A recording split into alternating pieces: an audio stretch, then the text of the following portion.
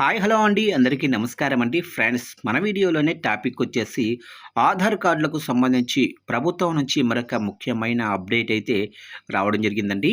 అయితే ఇందుకు సంబంధించిన పూర్తి వివరాలైతే మన వీడియోలో తెలుసుకుందామండి. అంటే ఆధార్ కార్డులకు సంబంధించి ప్రభుత్వం ఏం చెప్తుంది ఏంటి అనేది క్లారిటీగా తెలుసుకుందామండి.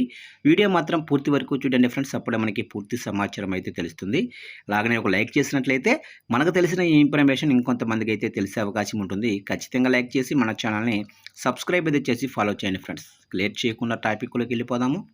ఇక నేటి నుంచి 15 మధ్య ఒక విడత, 19 నుంచి 25 మధ్య మరో విడత. ఇక రాష్ట్ర వ్యాప్తంగా పలు గ్రామ వార్డు సచివాలయాలతో పాటు అంగన్వాడీ కేంద్రాల్లో ఈ నెల 12 నుంచి 15 తేదీ మధ్య ఒక విడత, 19 నుంచి 25 తేదీల మధ్య మరో విడత ప్రత్యేక ఆధార్ క్యాంపుల నిర్వహణకు గ్రామ వార్డు సచివాలయాల శాఖ ఆదేశాలు జారీ చేసింది.